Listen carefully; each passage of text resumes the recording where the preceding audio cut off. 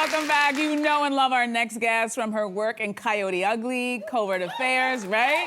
Yellowstone, and now she's starring in a new and imaginative rom-com about a man who falls in love with his tech support worker. Please welcome star of Peak Everything, Piper Perabo. We're so thrilled to have you here. Thanks for having me. Congratulations on this film. It's so unique and so beautiful. And in it, we meet Adam, who suffers from depression and climate anxiety. So he buys one of those light therapy boxes and enter your character, Tina, because you're the customer service rep, helping him out. So when you read this script, what did you think? I mean, I loved it so much. I didn't even know if my character was real at first, because for the first 20 minutes, she's just on the phone with him, and I felt like, oh, maybe I don't have to do any costumes or memorize my lines. I could just be on the phone the whole time. But it's shot on film, first of all, which is so beautiful. And I haven't done a film on film in quite some time. But also, they meet over a landline. Like, it's a really lo-fi love story. And I think right now, with all the apps and everything, it's nice to see a love story where you meet someone kind of IRL. Yeah. I mean, it's a very modern rom-com in some other ways as well, even though we love the analog side of it as well. But your chemistry is bonkers. So how do you create that? How do you prep for that? How do you make that magic happen? It's like, I think it's so Canadian to tell you this, but we both fly fish. Oh my God. We bonded over fly fishing. Yeah, the opening dinner when the director was like, you have to meet him and blah, blah, blah, blah. Yeah. And I said, oh, nice to meet you, how are you? And he's like, oh, I'm like tired, I've been fly fishing all day. I was like, oh, I fly fish too. I was like, this is the most Canadian thing. That's so perfect.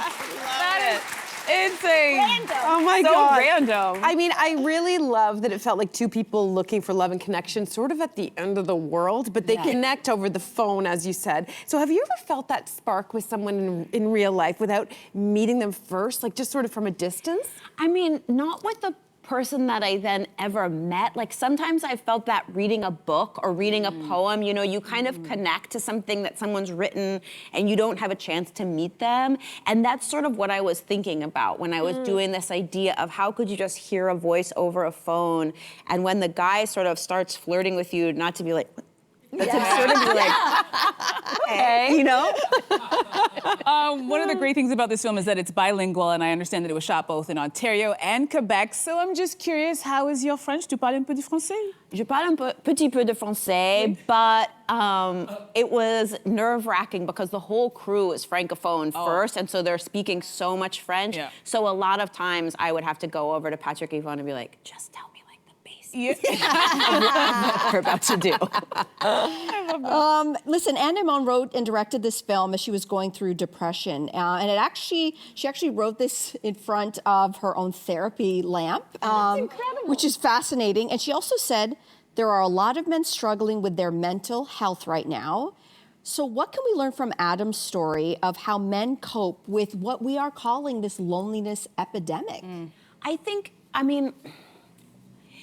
What I think is so brave about this film is how open Adam is to looking for ways to try and heal himself. And he's talking to a shrink, he's trying medication, he's trying meditation, he's trying exercise, therapy.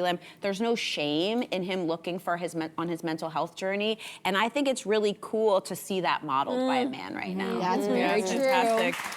At the top, I mentioned some of the great projects that you've been a part of, and Coyote Ugly is one of them. And I couldn't believe this when I read it, right? Oh my gosh. I know. This summer marks the 25th anniversary of Coyote Ugly. I know. Isn't that? I thought the same thing. So when you look back on that, what do you remember? Like, do you have any fond memories about that? I mean, making that movie was so wild. You can imagine it's like all these girls and we just run the place and we were all so young. And like, it was our big chance, you know, and we have to learn the dances and the songs and the acting. And so we were all kind of in over our heads, but I think that was also what bonded us together. And it was a great experience. Yeah, we love watching it. We love watching it like I lived it with you, like you were my everything. I wore You're welcome all your to the bar outfits, anytime. which is why we want to know, is there any truth to the rumor that there will be a Coyote Ugly sequel?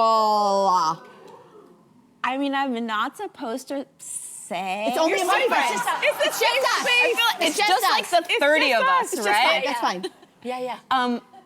there's like maybe some discussions among original forces, but it's just Give us Tyra Banks' number right now. right now. Like, if it was up to Tyra, we'd be doing it like right now. Okay. She's Oh my always like, God. "Girl, what are you doing?" So we will hold out some hope for that. Yeah, there's hope. Okay, Piper, you are so wonderful. Thank you so much for coming and Thanks chatting. for joining us. So, Peak Everything makes its premiere this Saturday at the Toronto International Film Festival, and it's going to be in theaters on September 26th. You don't want to miss this, and don't go anywhere. We'll be right back.